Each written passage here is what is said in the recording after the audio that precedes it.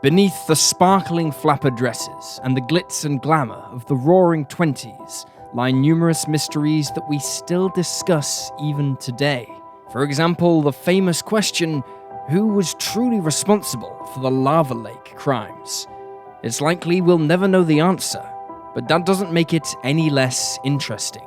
In today's episode, we'll be exploring two bizarre unsolved mysteries from the 1920s. But first, I'd like to thank Blissy for sponsoring today's episode.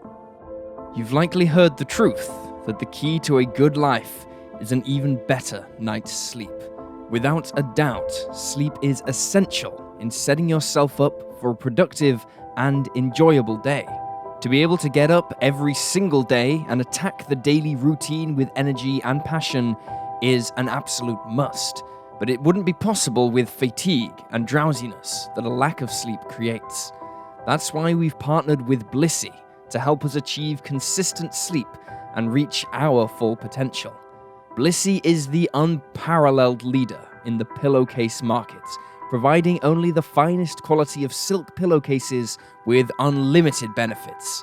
Each pillowcase is designed with care and built with 100% mulberry silk, giving it the softness that only clouds are made of. They are hypoallergenic, made with natural antibacterial properties, and are proven to reduce hair breakage by 43%. A Blissy pillowcase also improves skin health, regulates your body temperature, prevents night sweats, and contains zero toxic chemicals and dyes, receiving top marks by leading lifestyle critics. We've found that our improved sleep is heavily due to the silk fibers in a Blissy pillowcase that are actually less absorbent than your regular old cotton cases. This lets the skin retain moisture while the silk fibers still wipe away any excess that end up causing night sweats and lead to poorer quality sleep. The best part of Blissy's partnership is it comes right before Mother's Day, making it the perfect gift for the mothers and mother-like figures in your life. Everyone needs their beauty sleep. So go to blissy.com/coldcase. That's BLISSY.com/coldcase. Or just click the link below and you'll get an additional 30% off your order and free worldwide shipping. Get healthy sleep for a healthier life. Let Blissy take charge. And now let's dive in with today's mysteries.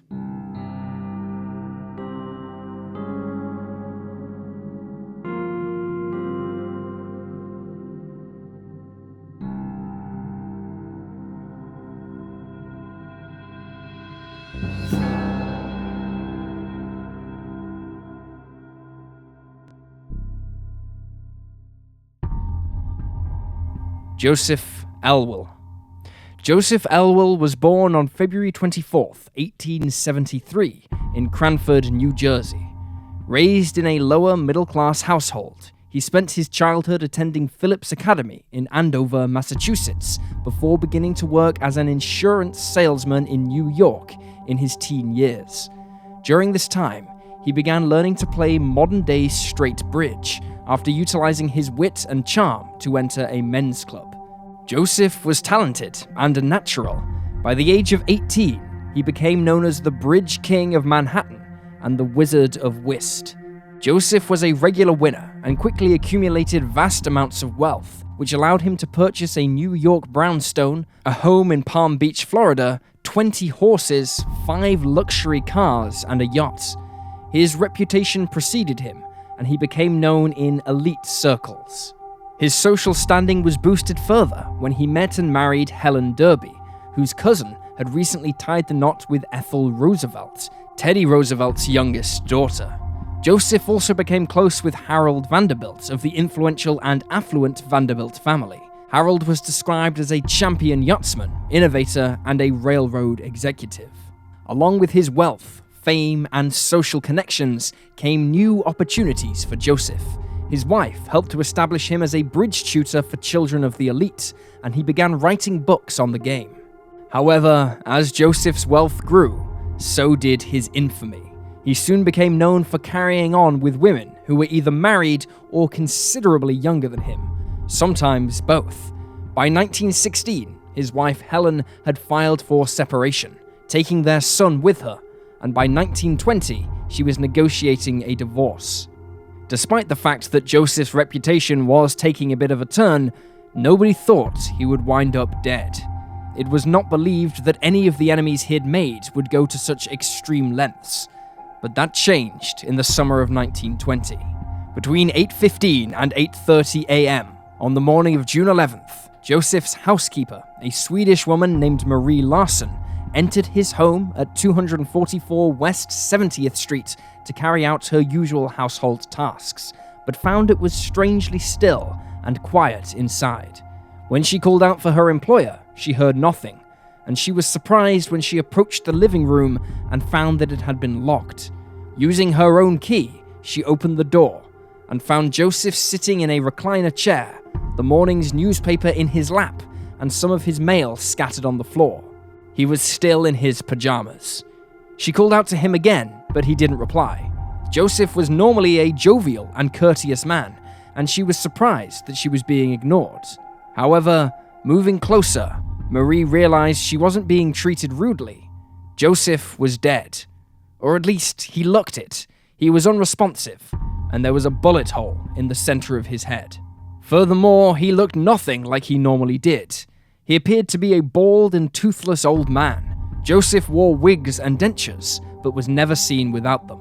Understandably shocked, Marie fled the room and called the authorities. When the police arrived on the scene, they were amazed to find that Joseph was alive, but barely. However, he died shortly afterwards at Bellevue Hospital, unable to reveal any information about his killer. The first thing investigators did while looking into the wealthy man's death was establish his last known movements. They discovered that on the evening before his death, he had dined at the Ritz-Carlton Hotel with his latest girlfriend, Viola Krause, who was recently divorced. Shortly after the couple had their meal, accompanied by drinks, they went to see the Midnight Frolic show at the theater. By 2:30 a.m., Joseph had returned home via taxi. He took a nap and then made a few short calls at 6:09 and 7:09 in the morning. He was last seen picking up the newspaper from his doorstep, and the postman recalled delivering his mail that morning at around 7:35, meaning he was alive at this time and had received his mail and opened at least one letter. It seems there were no clues to be found in the post he'd received. Authorities in New York had never seen such a crime. They were baffled as to how the killer entered and exited the room when it had been locked. It is unclear what windows were available in the room at the time, and what floor the living area was on. Nobody had seen anyone coming and going from the home except Marie when she arrived for work between 8:15 and 8:30. Additionally, there were no signs of a struggle. Joseph had been shot at point-blank range with a .45 caliber gun, and a single bullet had been placed on the table in front of him, its cartridge lying on the floor. The gun was never discovered. Blood splatters in the area indicated that the perpetrator had crouched in front of him when the gun was fired. Investigators asked the question, who would Joseph invite into his home at this early hour? But they were never able to provide an answer. Clues were limited. While the house was dusted for fingerprints, the only ones found were those belonging to the man himself and his housekeeper. The most notable clue in the case was a stubbed-out cigarette that was not of Joseph's usual brand, so may have belonged to someone else. Inside Joseph's bedroom, law enforcement found a massive collection of lingerie, as well as a love list which had the names of 50 different women, complete with their phone numbers and notes about them. Joseph's secretary later stated that he slept with, quote, about 50 women, most of them married, although one estimate of his affairs put the number closer to 1,000. Reportedly, some of these women had keys to his home. Suicide was ruled out as being a possibility, since there was no weapon found in the room. Interestingly, Joseph's house contained cash, expensive jewelry, and even Rembrandt paintings, but none of these were stolen, indicating that the motive was not robbery. Investigators concluded that there was likely a personal motivation behind the crime, and they were not shy of suspects. Due to his notoriety as a womanizer, there were dozens of angry husbands and fathers, as well as scorned lovers who may have wanted to take revenge.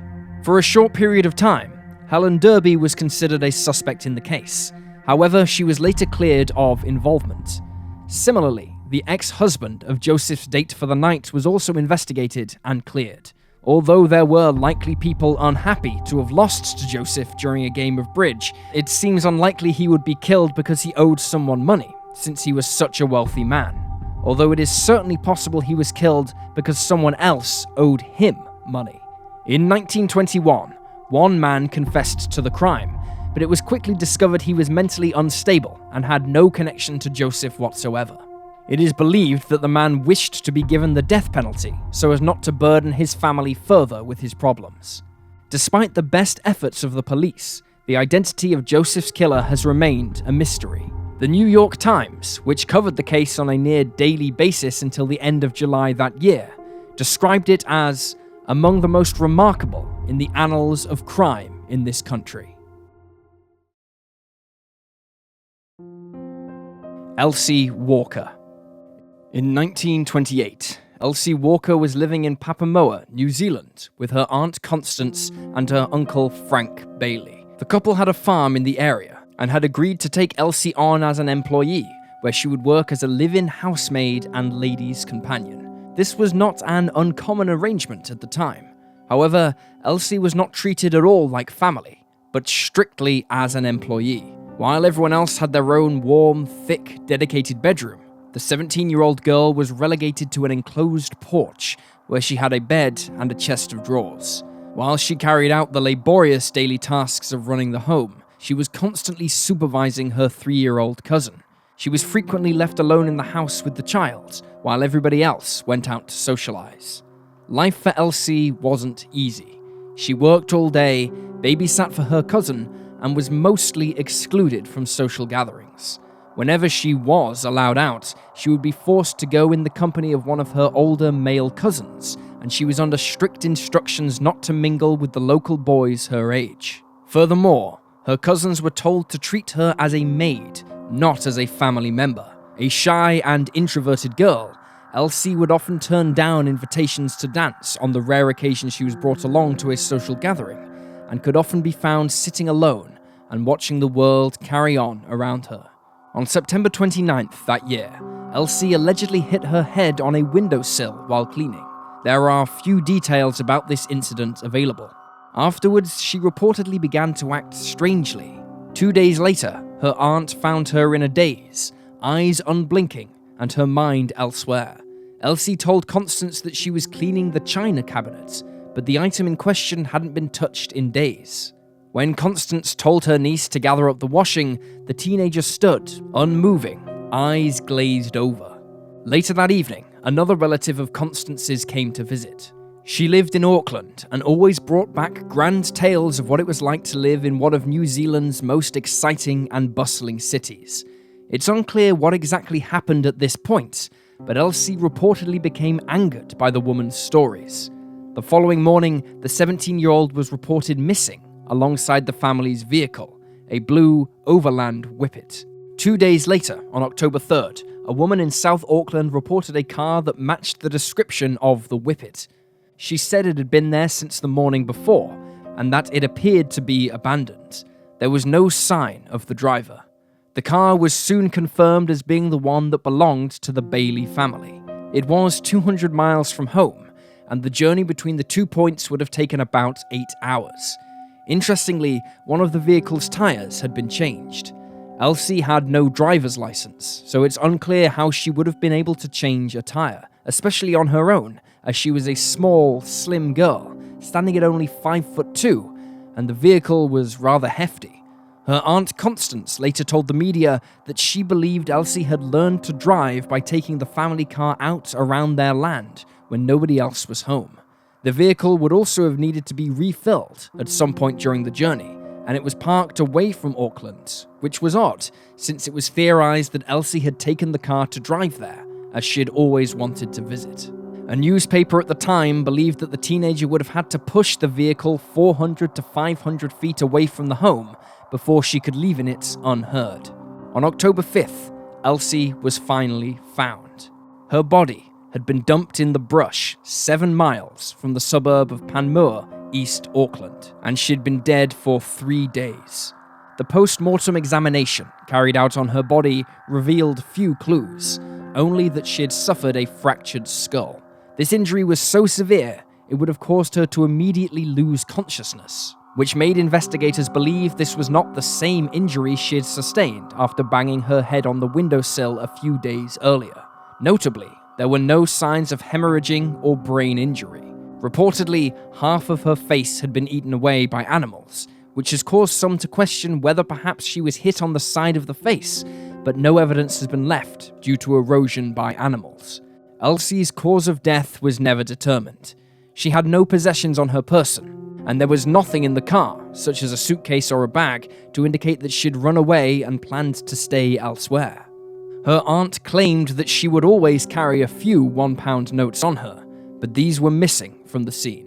The examination of Elsie's body and her clothing revealed that there was semen in her underwear, but there were apparently no other signs of sexual interference.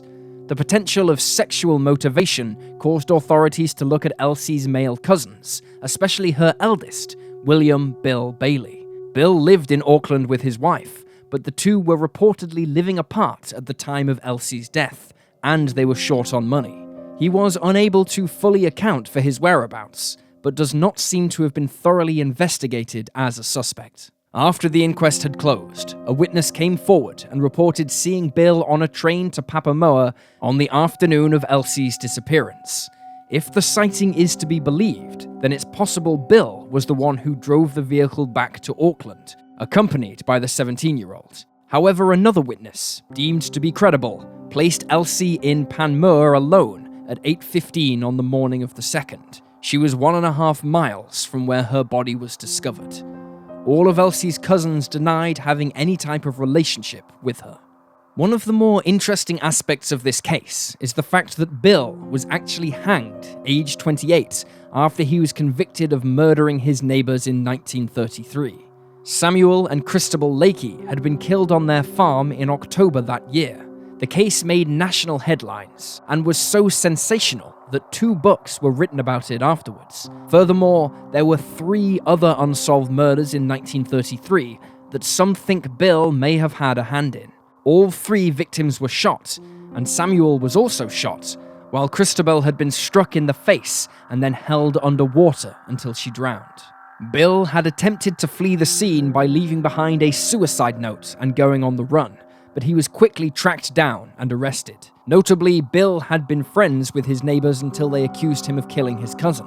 It has been suggested that the 2 were not his only victims. Many armchair detectives proposed the idea that Elsie was abused in the household, either physically or sexually or both, and that she attempted to run away, but was located or maybe even lured to her death. Others have theorized that she died in the house, and the entire series of events portrayed afterwards was done to cover up that the family were directly involved. It has also been suggested that Elsie's head was bashed by somebody else on September 29th, perhaps one of her cousins. However, this is all speculation. It's unlikely we will ever know the true story behind Elsie's disappearance and subsequent murder. Her case is still a mystery. And there you have the facts. Please leave a comment down below with your own thoughts and speculations, and remember to like this video and subscribe to support the channel. Thank you for watching. Stay alert, stay safe, and I'll see you next time.